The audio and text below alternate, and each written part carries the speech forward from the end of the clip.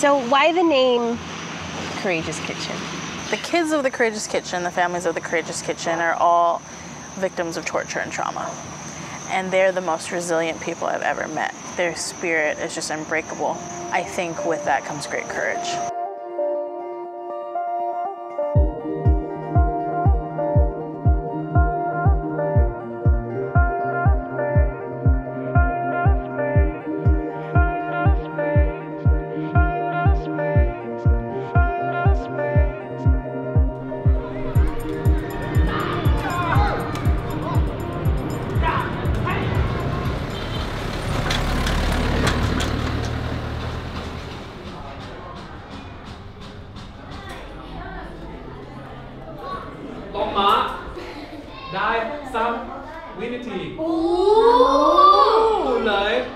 We're here just to really build some leaders. We're working with the kids. We're giving them some education skills like English, math, working with them to build their teamwork skills and also their self-sufficiency. So we want to get them to be independent and also work together well in groups, and they're really excelling at all the challenges that we get to give to them.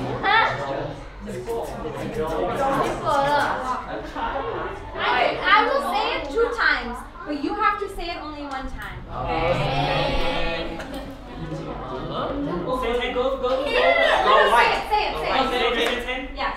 I wash my hand before I washed you. Good.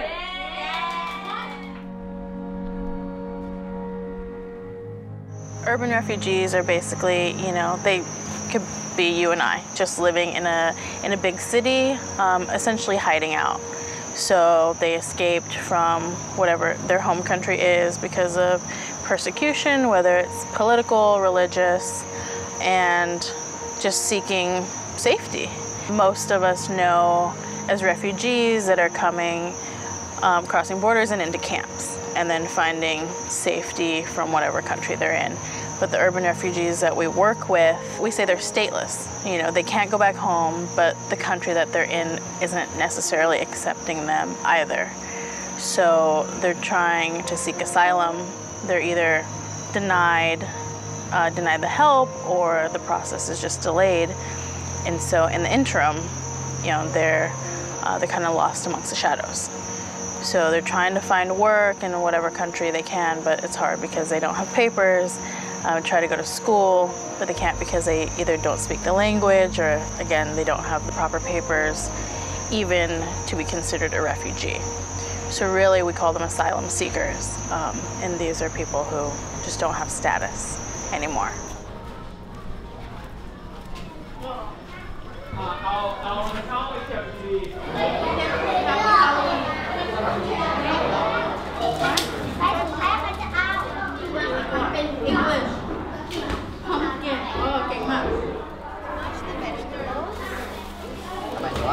We call it the Courageous Kitchen because these kids have a lot of everyday challenges that most of us don't have to deal with.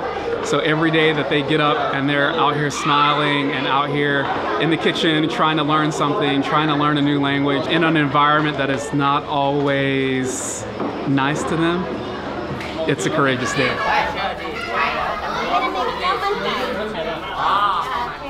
They've had the opportunity to meet several chefs in Bangkok, and even chefs coming from outside of Bangkok.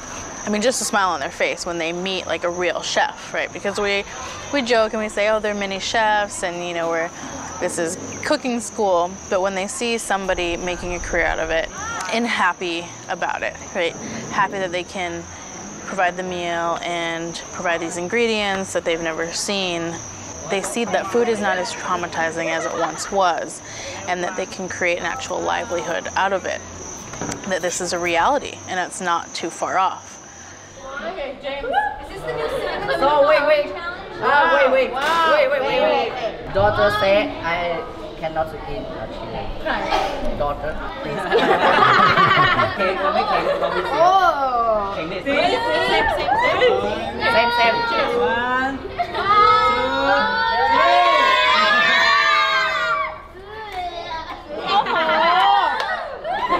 My lips are on fire. My dreams? I want to be a business for translation language. When after I finish school, so I will come back to translate in Thailand.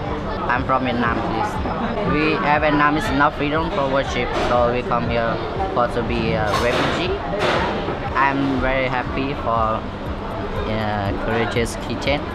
So now I am Courageous Kitchen also.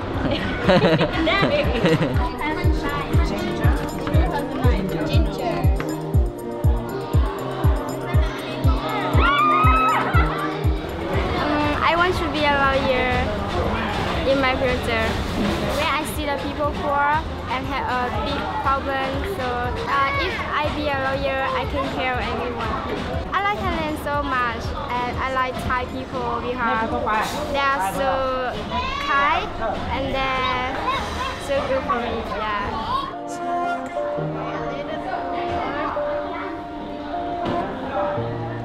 Okay.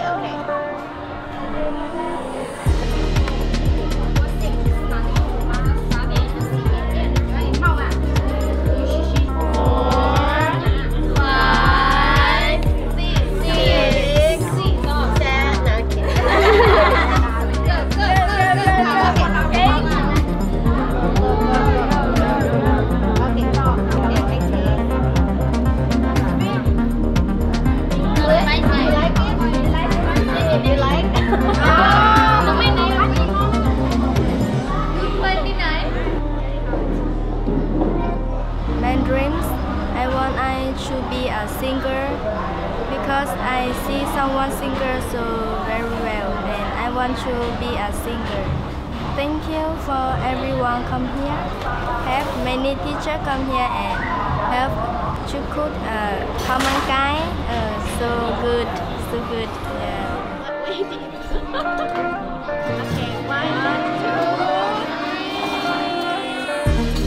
When I first met them, many of the families and the children just thought about surviving for that day. And that's kind of the mindset of a lot of the refugees is let's just get through the day. And so now we're getting them to actually think about looking ahead to the future. Like you can be a chef or you can work in a restaurant, which a lot of our teens have gone to work in some restaurants in Bangkok. So seeing that spark of them really realizing I can do this and have a fulfilling life is probably the most rewarding part of it.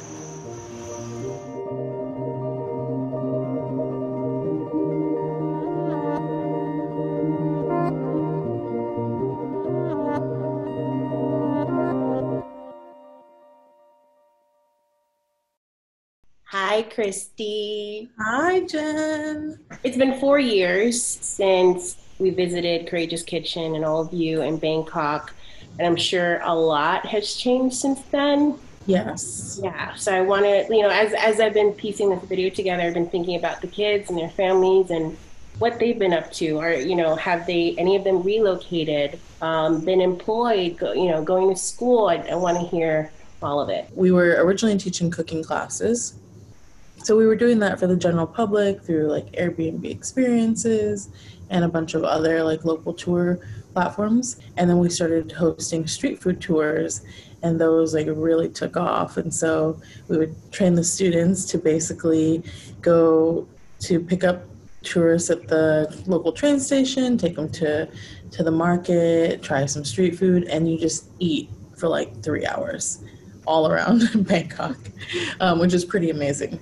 But this was one of the main ways that we've been raising funds. So through the street food tours and the cooking classes, we've been super busy and almost like booked every single day, which was awesome. And that was our main source of income until COVID hit. We had a couple of families resettle or find independence, which is great. And so they're like, hey, we love you, but we don't need the support anymore because we can take care of ourselves. And that's really what we want, right? Is self-sufficiency. So for them to find jobs and to live an independent life despite the situation. I relocated back to America, or back to the US, to California. And so I'm helping support a family here in California as well. So the families that have been resettled, what that means is basically a host country kind of sponsors them, or a family in another country, and then they're resettled there. And so they go through the immigration process legally, where they have to do the paperwork, apply for green cards, depending on the country. And then with government subsidy, they're able to get housing, get some income, and I think they help them, like Canada is amazing. I think they help the family for about a year financially to resettle, find housing for them, and put them in schools, and even like do some sort of work education programs. I'd love to hear like specific updates on some of the kids we had a chance to speak to. Well, I don't know if you remember Lily, but she was like, you know, a rock star in the kitchen. She didn't necessarily love cooking, but I think that she was really great at hosting people and just really, really bubbly, vibrant personality. So she actually, after you left, she came to live at the CK house and work with us for a little over a year, along with her older sister, Alina. And Alina is now like running the show, she's kitchen manager. And Lily actually got a job offer at a local restaurant in the city and is working full time and earning a full salary. And she moved out and got her own apartment. Oh, Lily. Yeah, living her best life, traveling. So even given the situation, you know, she's been able to find that silver lining and to live a life of normalcy as much as possible, making friends and, you know, having the independence that we want, that we push for all of them to have. I love to hear that because she stood out to me because she was so bright and friendly. Like you're saying, she loves to host people. Yeah. Just instantly like gravitated towards her. She loved talking. She was just so sweet, like holding my hand the whole time, showing me around. I love that. That makes me really happy. Amira and her brothers, Mm-hmm.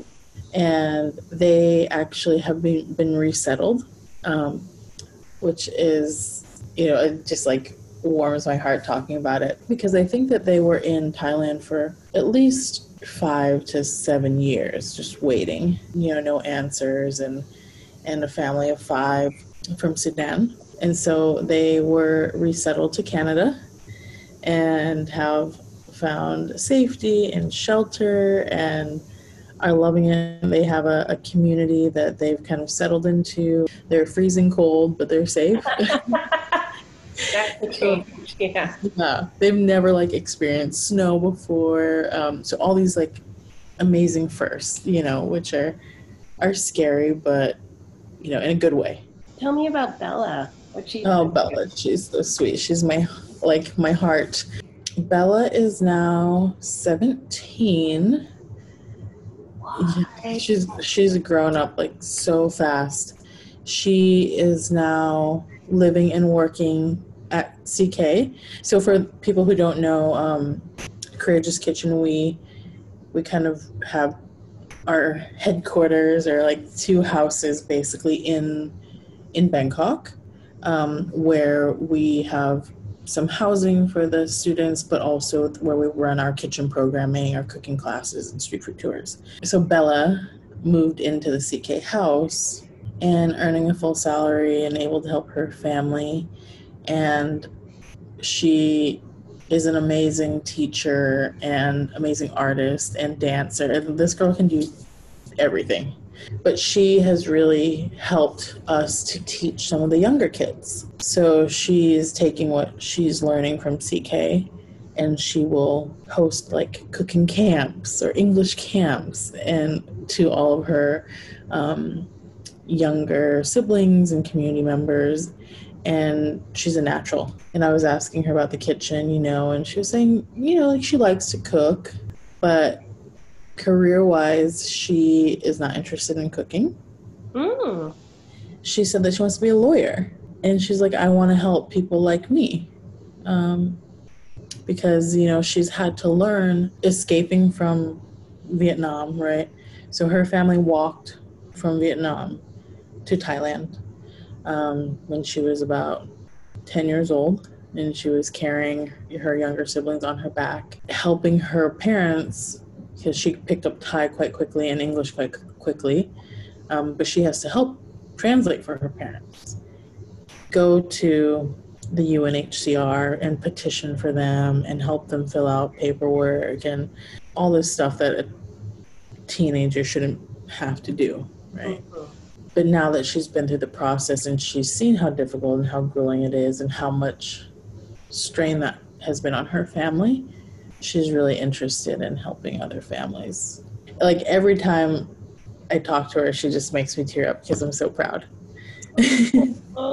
I'm like, you can do anything. And how about James? James is, so his dad is like the leader of the community. So James is like his right-hand man.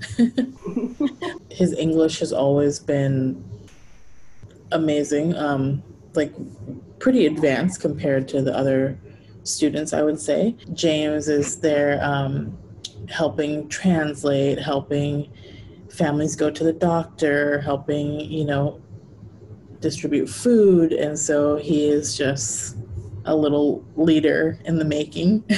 Unfortunately, we've had quite a few students been arrested and detained in the immigration detention center. Refugees who enter Thailand, there's no, real pathway for education. There's no legal pathway to work. They're technically seen as illegal immigrants. We obviously see a lot of parallels to that in the US, or a lot of the students, have found kind of under the table work, working at restaurants or in the market. Unfortunately, we've had quite a few raids or people maybe reporting them and saying, hey, they're not Thai, or, they look a little different. And so we've had some kids arrested, unfortunately, and still in the detention center to this day. Before COVID, we were able to at least kind of visit regularly, usually have volunteers go once a week, sometimes bringing them fresh food or supplies. There's no real way of contacting them. So we can only wait for phone calls from them at the moment. So it's hard to get regular updates. I do get a weekly update that just shows their names and if they've had visitors, and some families haven't had visitors for months. Oh, Yeah, because, obviously the situation is difficult for people even to travel. We have had a couple of families come out on bail, which is great, but it is quite expensive. And so I would say the average bail, maybe $2,000 to $3,000 US. And so for a refugee family who, is living on pennies, that number is impossible. And so we've helped to raise some money for that, and some local organizations have helped pitch in, but there's too many people in the detention center for us to bail out. And also what they do is, it is a flawed system where they have to go check in every week or every other week, and then the officials can just say, hey, this week you have to stay. So sorry, you're not on bail anymore.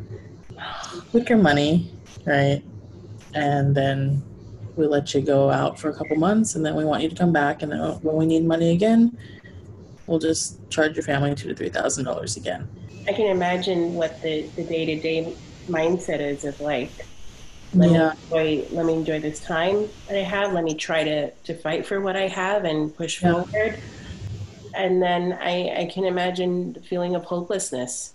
Yeah, it's like a constant state of fear. Mm-hmm. So the option is for them, they can go back to their home country, but if they were persecuted in the first place, that they felt that they had to flee, a lot of them never want to go back to that. And my own family fled from Laos, and I know it was quite traumatizing for my mom and my parents to even want to go back and to even talk about it. And so I can't imagine for somebody where it's so fresh, it's so raw, that they would even dare to go back. So it's like, I'd rather stay in Thailand in jail, because I know my family is 30 minutes away, 40 minutes away and safe, than go back to my home country where I might just be running all over again. what are you doing now? How has CK adapted during COVID? They kind of flock together, the refugees, just because they're all in it together. And so that was one of like the main struggles when COVID hit. All of these families that you already have living on top of each other. Now you have 40 to 50 to 60 families all in one community who are so tight-knit and just really rely on that kind of, we don't divide, we stay together. That was one of the challenges for us, was to say, hey, stay home, don't go into your neighbor's house, So that was really scary for us in the beginning.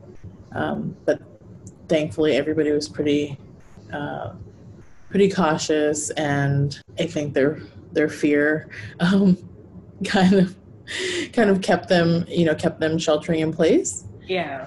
But a lot of them were like, hey, we've been through a war, we crossed the Mekong. Like, if you can cross the Mekong and not get an infectious disease, like, I think we'll be okay. Yeah, that's a good day. We just reopened up our cooking classes, but online. So where people can book a class and they would meet with myself or Dwight or some of the CK students and have a full Thai cooking class or Southeast Asian cooking class, and able to actually interact. And that has been starting to pick up and go pretty well. I think we're getting bookings every week, which is awesome. And then even like offering some like team building, like corporate classes online as well via Zoom. So it's pretty amazing, what we can do with technology and how we can connect all over the world still. It took a while because we needed to teach a lot of students how to even use this technology, right? So this is even new for me, a lot of these things, a lot of these systems. So what goals do you want to reach with Courageous Kitchen within the next year? So as far as resources go, we would love to be able to hire more outside help, whether that's in the capacity of some social workers or some mental health professionals, that they can help us facilitate and heal from a lot of the past trauma, but then also compounded with the pandemic. In addition to where we go from here and scaling the business and scaling the org, we need to make sure that everyone is okay, mentally and physically, right? And then even just having more resources like books and school supplies for them at home would really help us to be able to continue to teach them and give them access, to this new way of life. I mentor a small group of students, and I usually have 1 or 2 volunteers help me, but I would love extra help with that, so virtual mentoring, one-on-one sessions or small group sessions. And even if it's just a conversation, once a week or once a month, it really does go a long way, especially for these families who don't really have a lot of interaction to the outside world. And recently you started a new project that also benefits Courageous Kitchen. One of my close friends, she's a longtime volunteer of CK, Bea, she was like, why don't we start a subscription box company? Because people want these ingredients, and a lot of the ingredients aren't accessible in some cities. Because of the pandemic, I started a new business called Tuk Tuk Box. So a tuk-tuk is like its little 3-wheeled rickshaw, and people deliver and travel the city in these. So Tuk Tuk Box is a Southeast Asian food retailer and subscription box company. With every subscription purchase, at least 10% goes to Courageous Kitchen. And look what you have.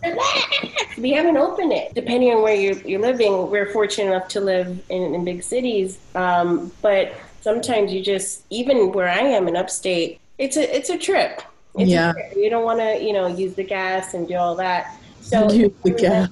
Use the gas. What am I? I'm my mom now. Whenever we visit an Asian grocery store, I load up on my go-to snacks, right? And sometimes I get upset that I can't find certain ones, or sometimes I just want to try something new, but I'm not too sure if it's going to be good or not. So I really like this concept. Okay, what we got here? I love these. These are great. Southeast Asians for Black Lives Matter. Yes. What a beautiful sticker. Thank you for. Thank you. Oh shit, banana chips. Thai sweet chili with probiotics and prebiotics. That's probably our healthiest snack. This is like the snack of my dreams. Jack and Jill. What up? Girl. Christy, this is so fucking exciting. Banana layer cake, matcha butter waffles. If you don't know. That's the best, and especially with cocktails or a little soda water. Oh. Yeah. Fish. Squid. This I haven't had since we went to film with you guys. Yen Pho. Thank you so much, Christy. I'm sending you love. Sending everyone love. Bye. Bye.